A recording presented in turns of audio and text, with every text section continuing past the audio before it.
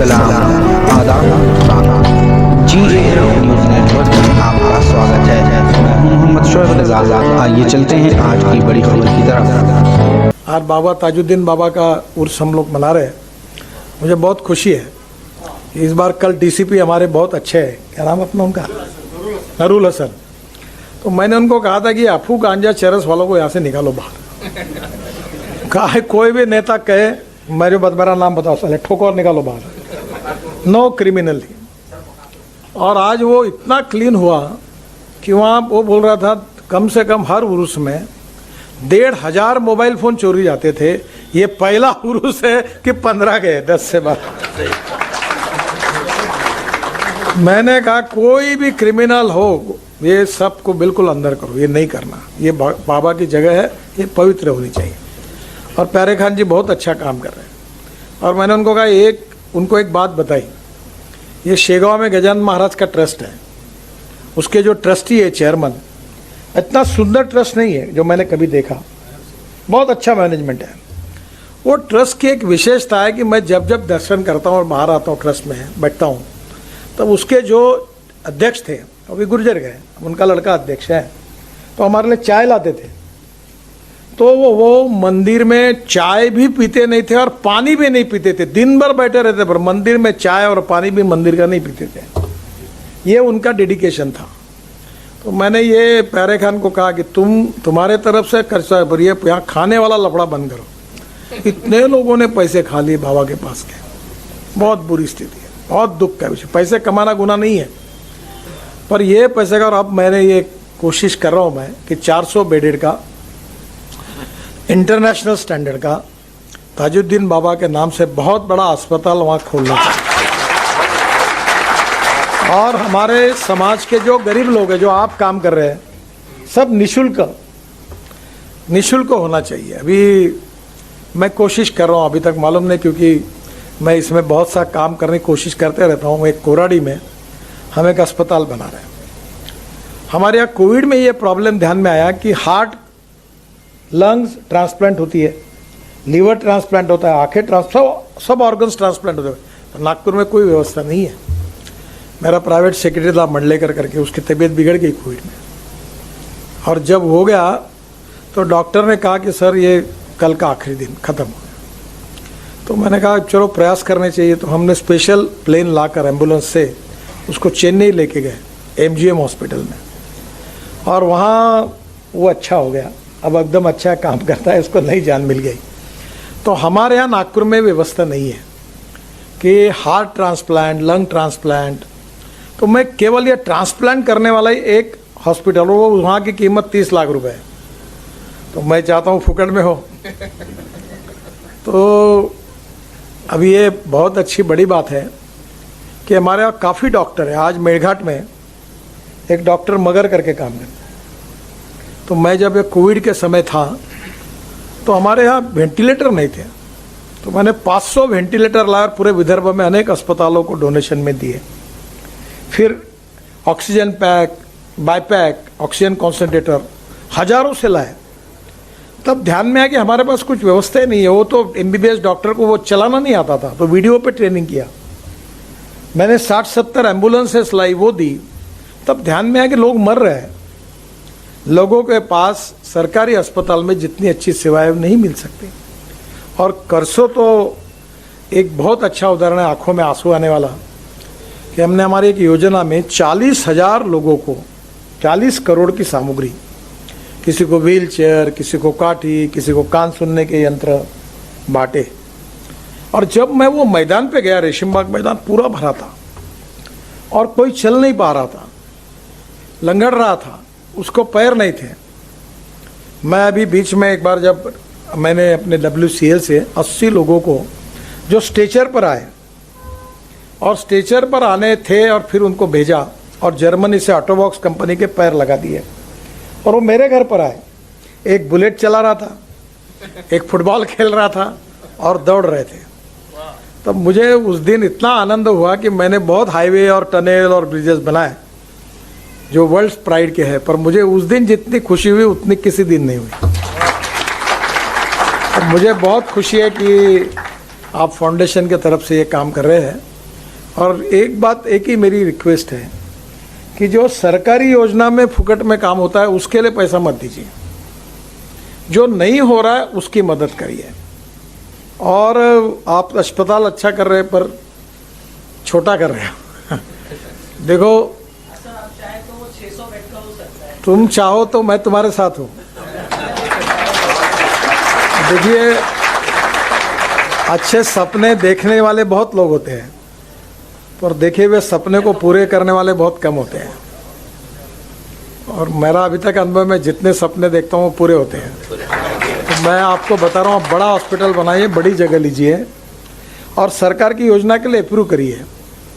और निश्चित रूप से हमारे समाज में, और दूसरा केवल एलोपैथिक पर मत जाइए, आयुर्वेद है, यूनानी है, योग। मैं रोज़ प्राणायाम करता हूँ।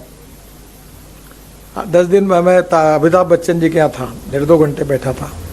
तो मुझे पूछा उन्होंने कि तुम तो 10 साल यंग लग रहे हो। बीच में मेरी तबीयत ठीक नहीं थी, मेरा वजन 135 किलो था, अब 90 किलो पे आया। तो आप क्या करते हो? तो मतलब मैं रोज़ प्राणायाम करता हूँ। तो आज मैं इतना एनर्जेटिक हूँ कि मुझे कोई थकावट नहीं आती। तो यूनानी, आयुर्वेदिक, होम्योपैथी, सब प्रकार के डॉक्टर है। और देखो, जिससे हमारा नेम लगेगा वो अच्छा। एलोपैथी तो एलोपैथी, आयुर्वेदिक तो आयुर्वेदिक, यूनानी तो यूनानी।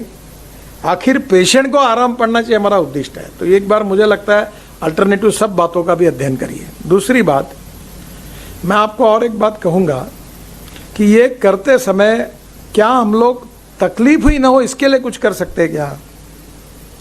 आपको अच्छा हो गया, आपने काम शुरू किया। मैंने नागपुर में 2 मशीन लाई अमेरिका से, अभी हमारे पास है। आप वो मोमिनपुरे में करिए, क्योंकि वो ज़रा थोड़ा सा अड़चन का विषय में 2 लाख महिलाओं की जांच की। तो उनके छाती में 2 लाख महिलाओं को जब चेक किया तो 3,500 महिलाएं कैंसर की निकली। अब महिलाएं अपनी छाती का चेकिंग करने के लिए तैयार नहीं होती, तो लेडीज डॉक्टर आती है। मेरे पास 2 मशीन है और मैं नागपुर के हर झोपड़पट्टी में, वो हमारा एक प्रोजेक्ट था, मैं घुमाता हूँ, जाता हूँ, चेक करता हूँ। तो 3,500 महिलाएं पहले, अभी पागलखाने में, मेंटल हॉस्पिटल में महिला को कैंसर निकला। तो मेरा आपसे सुझाव है कि आपके जहाँ कांटेक्ट है वहाँ हार्ट के बारे में। अब मेरी नज़र इतनी तीखी हो गई कि हमारे यहाँ परसों एक प्रसन्न हरदास करके RSS के प्रचारक है, वो मेरे घर पे आए। तो बात करते करते वो ऐसे थक रहे थे, यही बैठा था सागर, मेरा पिए। तो मैंने उनको चलते चलते देखा, मतलब तुम्हारी तबीयत ठीक नहीं है? नहीं, मेरी तबीयत बिल्कुल ठीक है, मुझे कुछ नहीं हुआ, मैं बहुत परफेक्ट हूँ। अपना भाषण उन्होंने दिया मेरे को। मैंने बोला आप कुछ भी बोलो, मैं बता रहा हूँ मेरी नज़र से मैं हार्ट का पेशेंट पहचानता हूँ, यही धंधा कर रहा हूँ 25 साल से। तुम अभी के अभी डॉक्टर में आडी करके, इसको बोला मैंने, सागर गाड़ी में ले और इसको ले जाओ, इसका चेकिंग कर। जैसे गया 95% ब्लॉकेज निकला। अब तुम जो इतने लोग बैठे हुए हो, पहले अपने आंखें जांच करो और अपना हार्ट चेक कर लो। आप जितने 50-60 साल के ऊपर है, हर साल लोगों को अपने पैथोलॉजी लेबोरेटरी बुलाकर सबका हार्ट का और ब्लड का चेक करके चेक कर लो, उसमें ही बहुत से निकल जाएंगे और वो रोग होने के पहले सुधर जाएंगे। तो ये आज ये बहुत अच्छा, लोगों को आदत खराब होती है, मेरे को कुछ नहीं हुआ, मैं बहुत अच्छा हूँ, मेरे को कुछ नहीं हुआ, और एक दिन हार्ट अटैक आता है सुबह 10 बजे और 2 बजे खत्म होता है। तो जो 60 साल के ऊपर है उनको लाओ, उनका मेडिकल चेकअप करो, पैथोलॉजी टेस्ट करो और उनको काट दो। दूसरा आँखों के बारे में है, अभी फुकट में ऑपरेशन, इतने कैटरैक्ट के ऑपरेशन है कि बड़े प्रमाण पर कैटरैक्ट के बारे में अवेयरनेस ही नहीं है और गाड़ी चलाते हैं। एक मंत्री का, मुख्यमंत्री का ड्राइवर दोनों आंखों से अंधा था। एक केंद्रीय मंत्री का ड्राइवर, मैं नाम नहीं बता रहा हूँ आपको, वो एक आंखों से अंधा था। और मेरा एक्सीडेंट हुआ, 4 जगह पैर टूटा, वो भी कैटरैक्ट था। अब काशी साहब तुम रिटायर्ड हो गए, आपके पास सरकारी गाड़ी नहीं होगी, आपके पास होगी तो आज जाके घर जाके पहले अपने ड्राइवर को मेडिकल का आके जांच लो। सरकार में जितने वो क्या करते हैं, झूठा सर्टिफिकेट लाते हैं। हिंदुस्तान में बहुत आसान, 50 रुपये 2 सर्टिफिकेट मिलता है, वो परफेक्शन का ला लेता है। तो वो मैंने बहुत लोगों को बताया, तो जब प्राइवेट डॉक्टर से जांच किया तो आंखों में खराबी थी। तो कोई भी रोग होने के पहले प्री मेडिकल चेकअप करने का अगर आप अभियान चलाओगे तो जो कल संकट आने वाला है वो संकट नहीं आएगा। आप ज़रूर अच्छा काम कर रहे हैं, ताजुद्दीन बाबा जी के नाम से भी कर रहे हैं, तो मुझे बहुत बहुत खुशी है, इसीलिए मैं आया। मेरी बहुत बहुत शुभकामनाएं, शुभेच्छाएं, और मैं आपको बताऊंगा कि आप ये बहुत अच्छा काम करिए। जहाँ भी अड़चन आती है ज़रूर मेरे पास आइए, मैं निश्चित रूप से आपको इसमें सहयोग करूंगा। और जो मैंने प्री मेडिकल चेकअप का कहा है कैंसर और हार्ट के लिए, वो आप करिए और आपका एक सर्टिफिकेट तैयार करें और उनको दे दीजिए। ये करने से भी 1000 लोगों की जान बच जाएगी। क्या है, नॉलेज का अभाव, अज्ञान और अंधश्रद्धा दोनों के कारण बहुत नुकसान होता है, और इसलिए सभी प्रकार के विकल्पों का उपयोग करके आप ये ज़रूर करिए। और बाबा ताजुद्दीन बाबा, उनके आशीर्वाद से आपको इसमें अच्छी सफलता मिलेगी, और जो लोगों की सेवा करता है उसको सफलता मिलती है। मैं कभी अपना पोस्टर नहीं छापता, ना कटआउट छापता, ना लोगों को बताया ज़रूरत होगी तो वोट देना, नहीं तो मत देना, कोई फ़र्क नहीं पड़ता। तो देने वाला देता ही है, तो काम करते रहना चाहिए। आप काम करो, और काम करने पे लोग बहुत अच्छे हैं, लोगों को सब समझता है। और काम करते समय मेरी माँ मुझे अक्सर कहती थी कि आप काम करने के बाद उसका कभी प्रचार मत करो कि इनका फ़ोटो छपाओ, इन्होंने ऐसा किया, ढकाना किया। मैं कभी नहीं करता। आपको ताज्जुब होगा कि कोविड के समय मैंने बहुत काम किया, कम से कम 100 करोड़ का साहित्य बांटा, पर मैंने कहा कि मैं प्रचार नहीं करूँगा, मैं बांटता रहा।